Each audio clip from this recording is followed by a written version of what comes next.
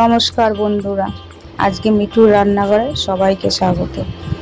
আজকে একটা নতুন রেসিপি, নতুন না, একটা সাধারণ, খুবই সাধারণ, কিছুই লাগে না, ঝিঙে দিয়ে আলু দিয়ে একটা তরকারি, মাখা মাখায় তরকারি, মাছের মাথা দিয়ে খুবই টেস্ট লাগে। আমার বাড়িতে ছিল না, মাছের মাথাটা আনা ছিল না, তাই করিনি। নিরামিষ করেছি, নিরামিষ দিনেও করবে। অল্প সময়, যখন হাতে সময় থাকবে না, তখন এই রান্নাটা করবে।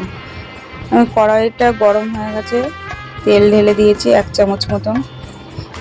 অল্প করে তেল দেবেন, বেশি তেল ব্যবহার করবেন না।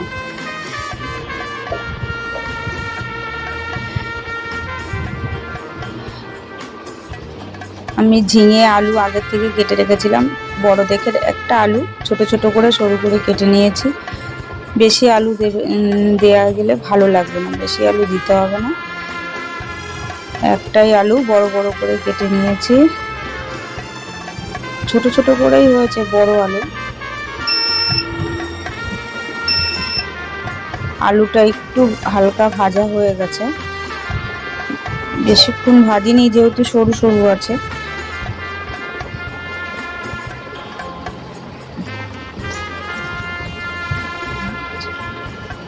আমি ঝিঙে বড় বড় দুটো ঝিঙে কচি রেখে দুটো ঝিঙে আমি কেটে দিয়েছি, কড়াইতে দিয়ে দিয়েছি, একটু নেড়ে নিয়েছি। ঝিঙে থেকে এমনি প্রচুর জল ছাড়ে।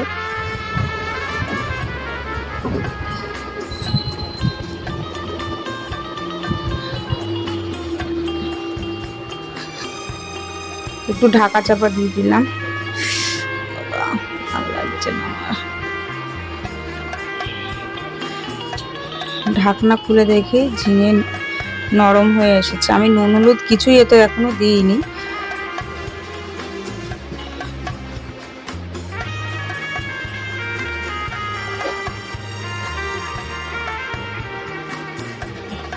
স্বাদ মতন নুন দিয়ে দিয়েছি, যে তরকারির পরিমাণ মতন নুনটা দেবেন সবাই। আর 1/2 চামচ মতন হলুদ,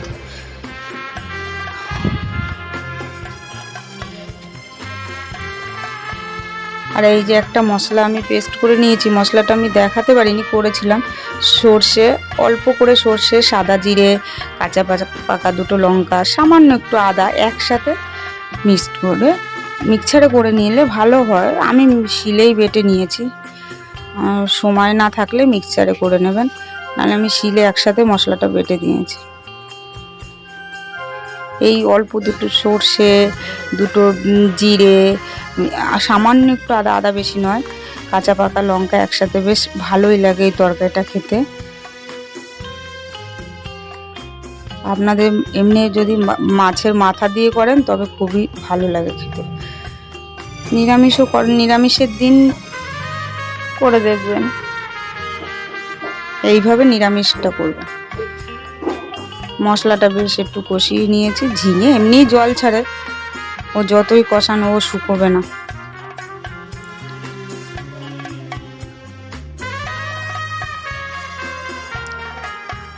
একটু মশলাটা বেশ একটু ভালো করে ঝিঙে আলুর সাথে কষিয়ে নিয়েছি।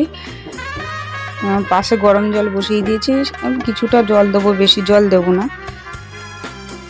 একটু মাখা মাখা হবে তো তরকারিটা।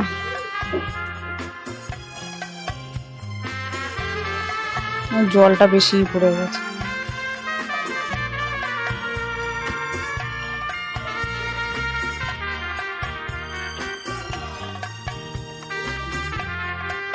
আপনারা পরিমাণ তো আরও একটু জল কমও দিতে পারেন। আমি 2টো কাঁচা লঙ্কা দিয়েছি, কেননা আমার বাড়িতে বললাম আমি একটু লোক বেশি ছিল, আত্মীয় স্বজন, এর জন্য একটু তরকারিটা ঝোল হয়ে গেছে বেশি। অন্য রেসিপিও ছিল, শুধু যে ঝিঙের তরকারি বাড়িতে হয়েছে তা না, মানে এটা সাধারণ একটা তরকারি তো, আমি দেখালাম যে অল্প সময় খুব ভালো লাগে খেতে। এটা সকালবেলার জন্য হয়েছিল, সকালে পাশে ভাত বসিয়ে দিয়েছিলাম, লোকজন ছিল, আর সকালে এই তরকারিটা সকালের জন্যই করা হয়েছিল। সামান্য তেল দিয়ে দিয়েছি, আর ফোড়নে যাবে রাঁধুনি, সর্ষে আর জিরে। এই রাঁধুনি আর সর্ষে, রাঁধুনি নিরামিষ তরকারিতে দিলে এর একটা আলাদাই গন্ধ, বা খেতেও খুব সুস্বাদু হয়। রাঁধুনি ব্যবহার করবেন, দেখবেন এর তরকারিটা সত্যি খুব সুন্দর খেতে লাগে। সকালবেলা রাঁধুনি, সর্ষে আর জিরে একসাথে ফোড়ন দিয়ে দেবে, ব্যাস এই লাগে সাধারণত, আর কিচ্ছুটি লাগে না এই রান্নাটায়।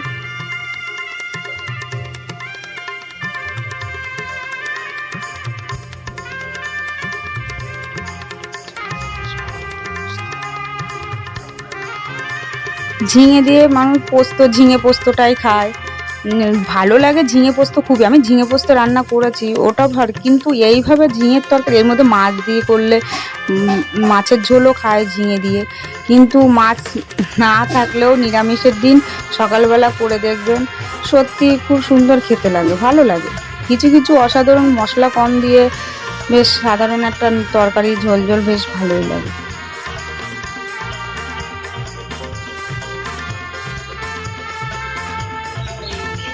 আমি বাইরের কোনো হাবিজাবি মশলা ব্যবহার করি না, ঘরে যা জিরে, আদা, লঙ্কা, একটু গরম মশলা এইসবই ব্যবহার করি। আমার ঝিঙের রেসিপি হয়ে গেছে নামানো, একটু ঝোল ঝোল রেখেছি, প্রথমে বলেছি একটু লোক বেশি। আপনারা ভালো লাগলে অবশ্যই করবেন, একটা সাবস্ক্রাইব দেবেন আর লাইক দিবেন, অবশ্যই পাশে থাকবেন। আপনারা বন্ধুরা একটু পাশে থাকবেন, তাহলে আমি আরও একটু এগোতে পারবো। বা ধন্যবাদ।